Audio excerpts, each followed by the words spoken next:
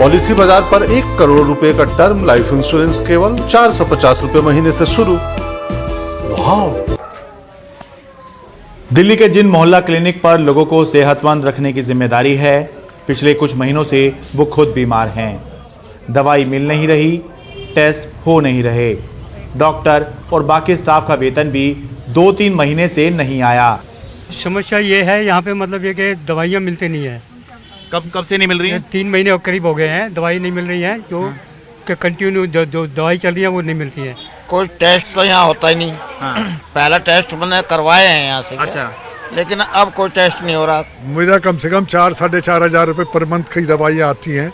अच्छा, जो यहाँ से आपको फ्री मिल जाती है? फ्री मिलती थी पहले। अच्छा। अब नहीं मिल रही हैं। हमने केवल ये कहा कि शिकायत जब दिल्ली विधानसभा की याचिका समिति के पास पहुंची तो उसने दिल्ली सरकार के स्वास्थ्य और वित्त विभाग के आला अधिकारियों को तलब किया और पूछताछ में पता चला कि स्वास्थ्य विभाग ने मोहल्ला क्लिनिक के लिए पैसे मांगते हुए वित्त विभाग को फाइल भेजी।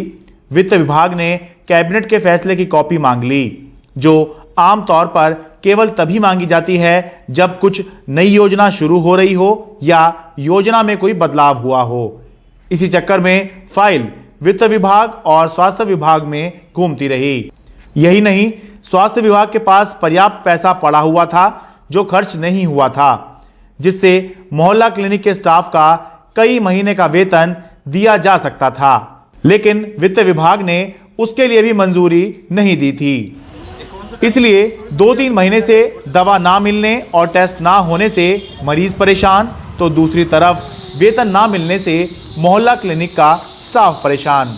तनख्वाह देने के लिए जो फाइल पैसे मांगने के लिए, ग्रांट मांगने के लिए हेल्थ डिपार्टमेंट ने फाइनेंस डिपार्टमेंट को भेजी, उसके अंदर फाइनेंस डिपार्टमेंट ने कुछ ऐसी डॉक्यूमेंट्स की मांग की जो आज से पहले कभी नहीं मांगे गए। मसलन कैबिनेट का डिसीजन मांगा गया, कोई अमेंडमेंट हुई तो वो मांगी गई, और ये ऑन ओथ हेल्थ डिपार्टमेंट के अफसरों ने बताया कि इतने सालों से तनख्वाह डिस्पर्स होती थी, मेहनताना डिस्पर्स होता था, ये कभी नहीं मांगे गए। और कमेटी ने ये पाया कि मात्र डिले करने के उद्देश्य से, मेहनताना और मोहल्ला क्लिनिक का पैसा रोकने के उद्देश्य से ये काम फाइनेंस डिपार्टमेंट के प्रिंसिपल सेक्रेटरी आशीष चंद्र वर्मा ने किया। दिल्ली विधानसभा की याचिका समिति ने अभी कोई अंतिम फैसला नहीं किया है। अधिकारियों से कुछ और दस्तावेज मांगे गए हैं, जिसके बाद अंतिम रिपोर्ट विधानसभा में पेश की जाएगी।